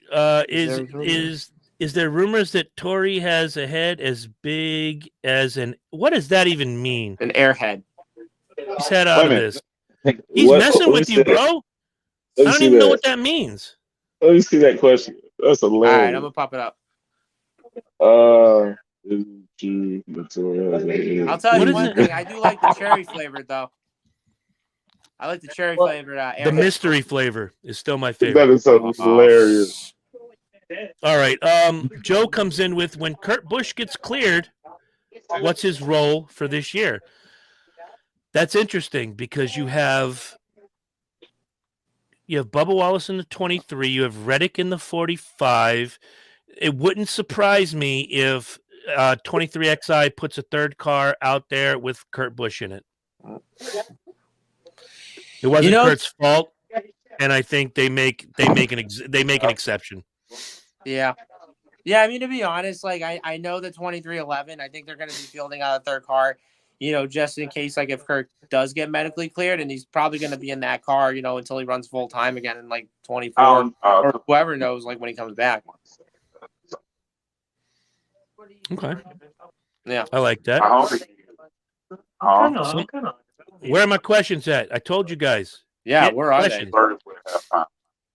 I'm going to play with you guys for another 15 minutes, then I'm going to bed. It was a long day. It's going to be a long day tomorrow. And chances are I got to work Sunday before the Clash. Yeah. Not my choice. Yeah. Corey, keep the facial hair. Yeah, okay, I agree with that to an extent. I definitely want to keep it for sure, and I really want to see how Okay. So, You keep let's just it say I was lazy. keep it nice and trimmed. Don't get that big bushy nastiness that you throw out every November. Keep it nice. Sure, it's all good enough. No golden banana stripper is going to go home with you with some big Zach Wild thing on your face. Hey, all I can just say is whenever I show up with banana, I'm like clean shaved. I sometimes usually go with this, but 99.9% of the time I never go like this. I'm always clean shaven. Like, let me throw a suggestion out there. Let me throw a suggestion out there. You can either go with the chin biscuit like Chris rocks, or just take the chin hair off and do the Lemmy. All right. Because no one is cooler than Lemmy ever. You talking about the lead, my boy from Motorhead? Yes, indeed. God rest his soul. I love that man. You don't know nothing about him, Mimi. Who, me? That dude. Yeah, I'm just talking smack. I gotta talk smack. Oh, I have to take you to school on Lemmy, buddy. That's my boy. I named my cat Lemmy a couple years ago. That's how much I love the Lem. Motorhead is king. Uh-oh. Did we lose Tori? Oh, there he is. No, I'm right here, bro. All right. You're not a Lemmy face. Okay. Don't do the Lemmy face, according to Sammy. But keep it trimmed out. Do the goatee thing. Look at Tori. He's a handsome devil. Look at me. I'm me. And I've got the chin biscuit. Just rock the chin biscuit, bro. Just do the goatee thing. I got you. You see, I got you. Business on the side, party in the front. You got it. It's like the reverse mullet, but different. Corey, pay attention. I am trying to pay attention. The hell you are. I'm doing business. Business. I got you. All right. Somebody ask a question because. Uh-oh. All three of you are handsome. Well, thank you. Okay. Much appreciated. Nah, I don't think pretty about me is my teeth, bro. You do have some good teeth. I ain't gonna lie to you. You do got some good teeth. I am jealous as shit. Because I got some gnarled up teeth, so I ain't never taken meth, but somebody might confuse me with a meth head when I open my. That's why I talk tight-lipped. Yeah, I'm not messing with you, Burns. Fucking with you, Burns. That's a good idea. Hell no. Let me take this smoke break and cook these fine people food, get them fat. Right. Oh, instead of talking about Corey's beard and how handsome all of us are. You know why they're saying? You know why Sammy's saying that? Because Jordan's not here to screw up the handsomeness. And we'll see Jordan next week. I think she's got a good valid point. So. Yeah, all right. Well, you're only saying that because she's saying you're handsome. You don't hear that very often. Well, thank you. I appreciate that. And also, I have had this hair for like maybe the last few months now, and I think I've been growing it out to an extent, and who knows? I kind of like it like this. Why do you style your hair like Alan Alda from MASH? What is that extreme peach fuzz? I want to look good. I don't want to look all messy. I don't want to look all messy and not bushy and all that bullshit, whatever it is, and so forth. Heck, you don't see me on this show. Look like freaking. You don't see me coming on this show look like friggin' Dahmer. That's true. First of all, if you came on this show, if you came on this show all clean cut and stuff, I ask where the hell's the real Corey at? Right. No, I mean, kind of looking like this, I kind of look like Keith Urban almost. Maybe. I don't know about that. Well, I don't know. I kind of look at it. And hey, Joe has a really good there it is. Let it grow. The LaJoy mullet. Joe, I really like your comment there. You pretty much won. You pretty much win tonight. I'm gonna tell all you folks out there, when Corey shaves that beard off, he gets carded for a half gallon of milk. I'm trying to tell you. Well, I do that. I get carded. Babyface Nelson. No big deal. That's it. Like, excuse me, little boy, are you old enough to buy this milk? Did your mama send you to the store? Oh my God. Corey gonna be 65 years old and can't get a wine cooler. That is true. No. Okay. Who here now? Let me ask you this question. So, who here has seen the movie Man with a Thousand Faces? I have not. Never heard of it. Okay, so one of my good friends tells me most of the time, like whether if I'm clean shaven or not, you're pretty much the guy like the Man with a Thousand Faces. You can pretty much just shave your ass and walk backwards or whatever the fuck. Oh my God. I had a line. I had a line right there. That's what he said. I don't know, bro. That's how I do it. I had a line right there, and I'm just not going to use it. I'm not going to do it. I just can't. Wow, I just can't. I like Corey too much. We've been doing this for a long time. Look at Zach coming in with got milk. Yeah, nice. I am gonna get milk. If you know what I mean. Muff. Oh wow. Shave your ass and walk backward. Chris, wow. The end of the show enters, baby. You gotta love it. Chris, can I ask you something? What is you can? An adult human female. Thank you, Chris. What is milk? Uh-oh. A secretion that comes from a mammal. It does not come from soy. It does not come from almonds, because neither soy nor almonds have nipples, nor can they secrete milk. Milk comes from mammals. The end. I'm right. Take your almond milk and beat it. I accidentally did that shit one time on air. I totally forgot I didn't mute my mic. That shit was so loud, bro. That shit was so loud. Are you talking about the burp from hell? Yeah, the burp from hell. Dude, that shook my chair 1,500 miles away from Alabama to Connecticut. Really? Yes. How come it never came here? It's like it looked over. You're another 100 miles away. That would have been fun for me to witness. You were on the show. Yeah, you damn sure was on the show, Corey. Maybe I was, but I didn't feel it though. I meant. Yeah, man. Oh, it was only a couple weeks ago. When them shit's real, bro, you can't stop that. yeah, dude, that shit doesn't even stop until it does stop. If you've you know what I'm talking about. I do. If you've never seen the video of the Beavis and Butthead skit where the girl eats 10 Big Macs in a row, and then at the end lets loose this horrendous burp, that was what happened that night. Tori just said, "Oh." I'll tell you. All right. That bitch lasted about 5-6 seconds. It sounded like his whole body was haunted. Right. Oh, side note, Beavis and Butthead returns either tonight or next Wednesday. Can't wait. Cannot wait. Comedy Central. Mm-hmm. It's ASMR. There's nothing I can do about it. Yeah. That's what I'm talking about. Oh. My people. My people. Give me TP for my bunghole. All right, knock it off. TP for my bunghole. Sidetrack all night long. Oh, Joe, shit. Hold on, God, I hold on. love Oh, you, fuck. kid. Joe's like, come to Butthead. That's what Yeah, Chris yeah. is like. Hey, Then come to me. that's what Chris is like when he's at the club. Them should be coming. Oh my Lord! Excuse What? Did that hurt? me. No, it did not. Oh damn. Oh my God!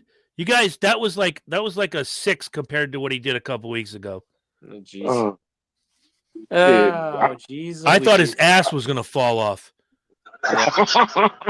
Hey, speaking of which, who here is going to be seeing the movie The Cocaine Bear? Oh, absolutely. Dude, I cannot wait, 100%. bro. I cannot wait to see that movie. It's gonna be friggin' lit.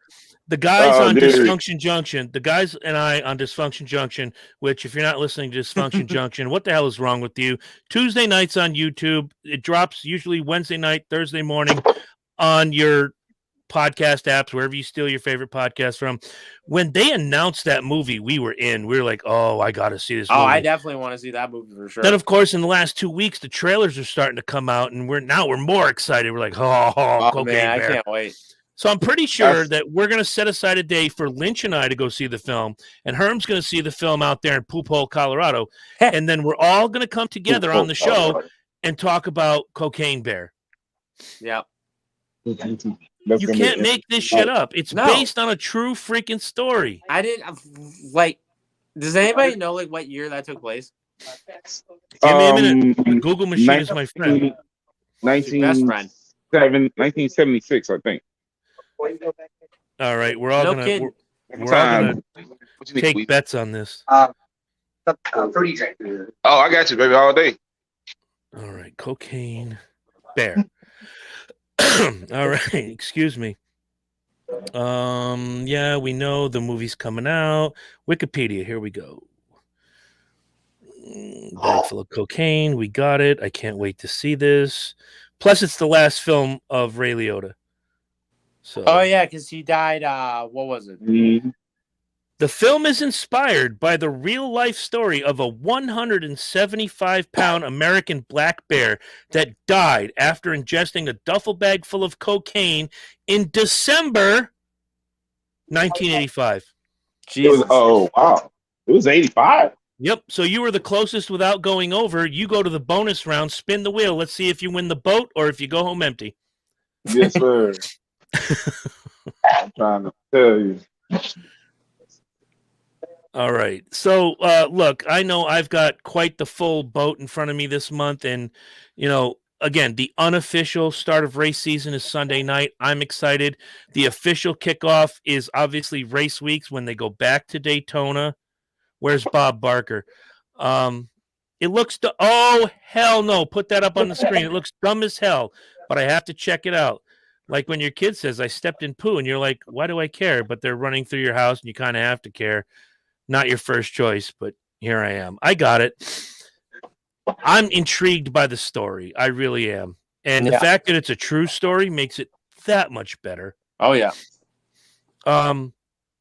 When we go to Speed Weeks, we record next Wednesday night doing our fantasy draft. Hopefully Jordan will be here. If not, he's picking up scraps to fill his team.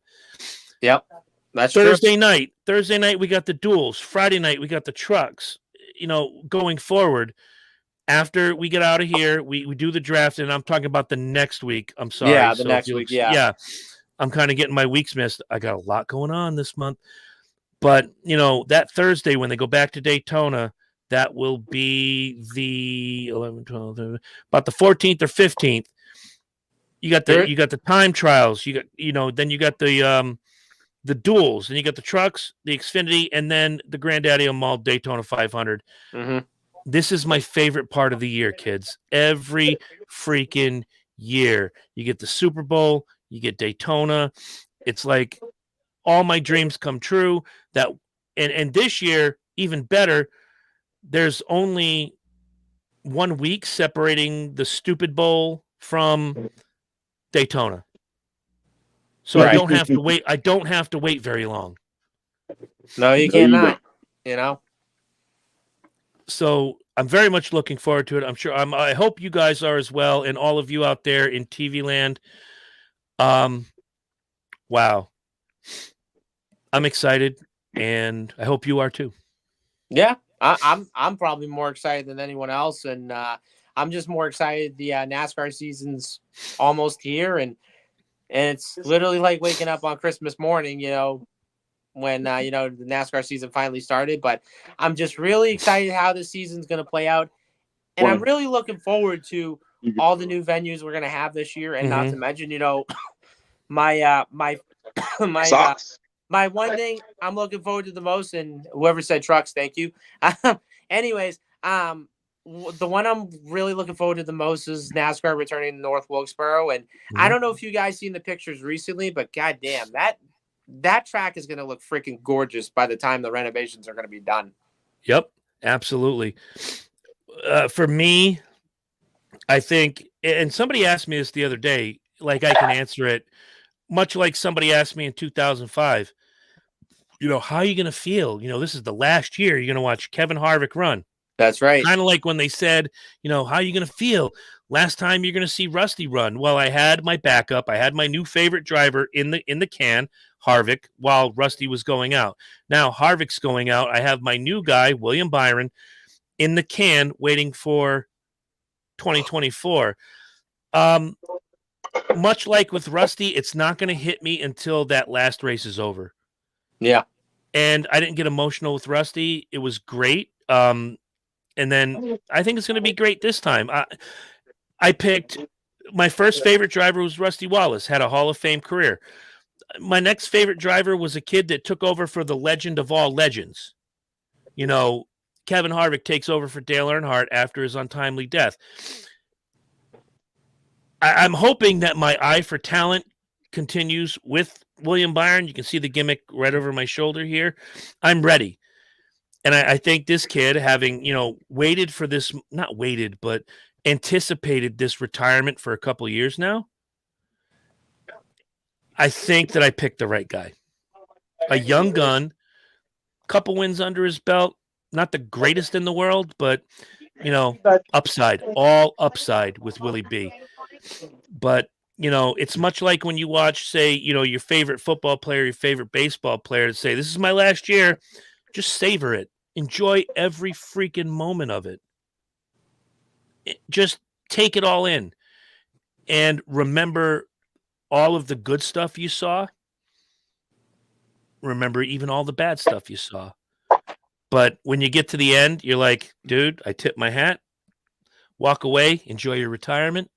Hopefully get a job in the booth, because Kevin Harvick is a hell of a commentator. We've heard it on the Xfinity series. But it's going to be weird. Next year, 2024, putting on a new set of gear, putting on that 24. Somebody years ago, when Rusty was retiring, if I didn't have Harvick in the can, which I did, was like, why don't you just root for Jeff Gordon? I'm like, because I'm not gay. But Jesus. They said one day, I want to see you in 24 gear. And they're going to get their wish. 2 people said that. And they're going to get their wish in 2024, appropriately enough, 24 in 2024. That's how it works. That's good. That's understatement right there. It is. It really, really is. But if you think about it, and this hit me a couple weeks ago, we didn't record, but think about this, Corey, and yep. Tori as well. Rusty Wallace is most famous for driving what number? 2. Kevin Harvick is most famous for driving what number? 29. Most famous? 4. 4. Oh, yeah, that's right. Yeah, never mind. What number am I going to next year? 24. 2 and 4. Yeah. I couldn't have scripted this better. It fits perfect. Yeah, it does. And I'm looking forward to it. I really am. And like Joe said, look out for Willie B. He's going to really break out of the box this year. Yeah, I don't know who his crew chief is this year. I think it's Bob Backlund. Yeah, Bob Backlund. No, I was hoping it was going to be Pesci, crew chief. Joe? Yeah, Joe Pesci. Yeah, I thought it was, but no, No, I forget who William Byron's crew chief's going to be. Oh, yeah, it's Fugle. Never mind. Yeah. Oh, yeah, Rudy Fugle. Yeah. Which, of course, I know those two guys worked together in the Truck Series years ago, which I still say those guys should have won a championship with Kyle Busch if he hadn't have blown that engine in Phoenix. So yeah.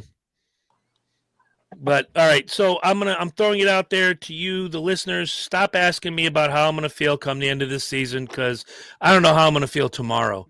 So let's get through the 2023 season. We're primed, we're ready. Sunday night, the unofficial beginning.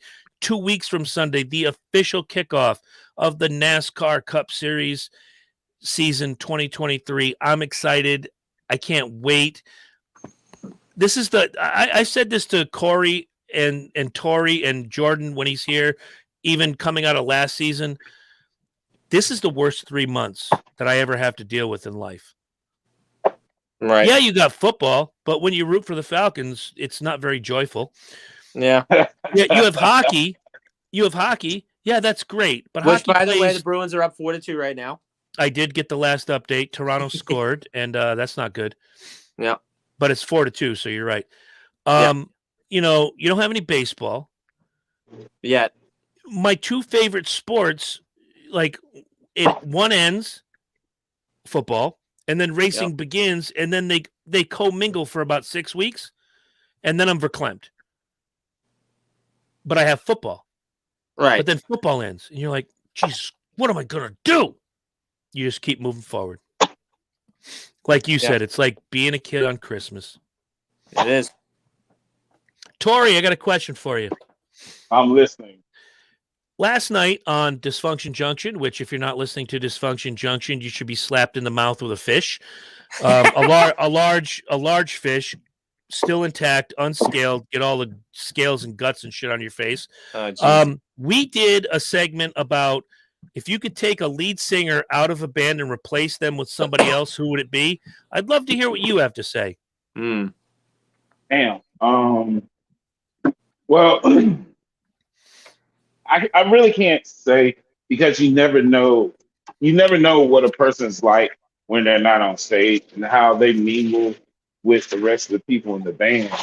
You know, like for instance, who was Axl Rose was he the original lead singer for Guns N' Roses? Yes, indeed he was. Yeah. Who was he replaced by? I can't remember. He wasn't. He kept the band going. I thought he was replaced by someone. No, he replaced on one tour the lead singer for AC/DC when he got sick. Yeah. Oh, well, okay, well, cool. That's like saying switch. I can't really say that because how would what's his name? What's his lead singer, Motley Crue? What was his name? Vince Neil. Vince Neil, yeah. That's like saying like Vince Neil would be better for Guns N' Roses and Axl Rose would be better for Motley Crue. You really don't know. Ooh, I like the sound of that's one we didn't touch on. Wow. I'll give you one of mine, and I went to a band that I hate. So I took Nickelback. Okay. Oh, Jesus. And I took Chad Kroeger out. Okay. Full disclosure, people, I like Nickelback's music. I don't like the singer.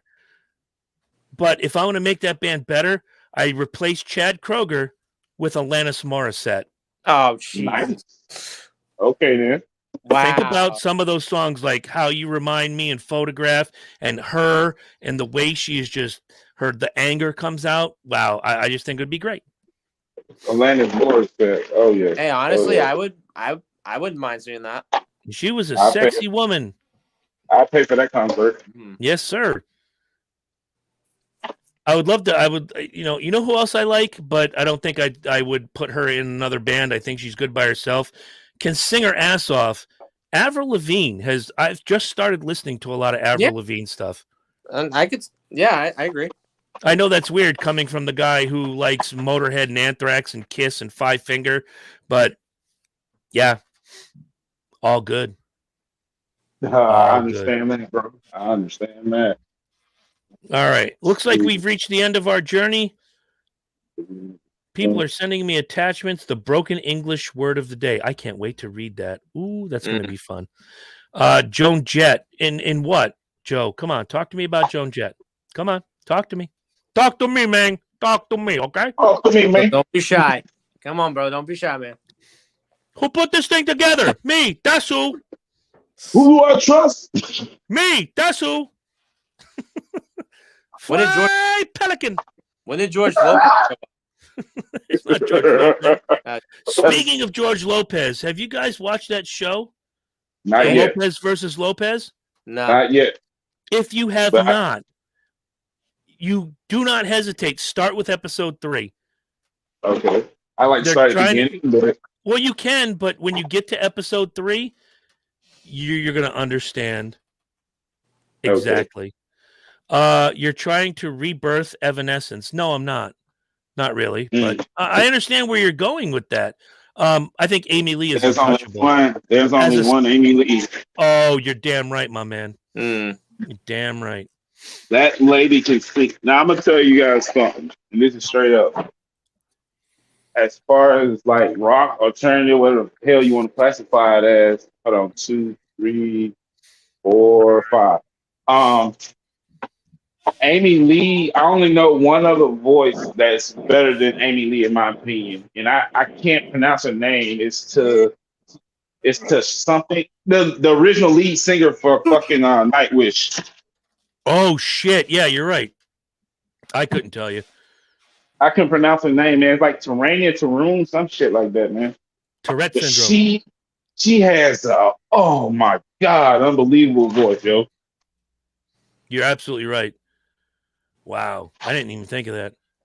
Yep. Amy Lee, much like Lizzie Hale, much like Joan Jett, untouchable. Untouchable. Yeah. Absolutely. My thumbs are tired. Listen to you, Joe. I had a comment for Joe, and I'm not going to use it because I like Joe. Yeah. So we're not going to use that comment. Anywho, guys, I had fun. I hope you guys had fun too. Next week, we are focusing on the draft, but I'm going to give you guys the heads up, you in Listenerville, more questions, because we're not just going to do a draft for 90 minutes. Your questions. So get your questions ready. Think, and bring the heat. Yes, sir. Because if you don't, Tori will come to your house and slap you around like you owe him money. And I've seen him do it. It's not a pretty sight. So you don't want that. Or better yet, Chris will come and burn your house down. You've heard that a couple times before, haven't you? Yes, I have. And You've been listening to The Junction, haven't you? I have, but I didn't listen to this past week's episode though, which I got. I've said it a couple times over the last. Yeah, couple and honestly, I freaking love it too. You know, I can't get enough of that. Yeah, if you don't like this, I'm just gonna come to your house, burn your house down. Oh shit! With or without you inside, I really don't care. That is true. All right, ladies and gentlemen, we had fun. Yeah. We like you. We almost love you, but we love ourselves more. So yeah, this is the part where we say good night, everybody. Rest well, world. Good night, everyone. Listen to Dysfunction Junction. Listen to Dysfunction Junction. Thank you, Joe. And all. Thank you, Joe. Yeah. But anyways, guys, thank you guys for tuning in tonight, and we'll see you next week for the draft. So good night. Good night, people.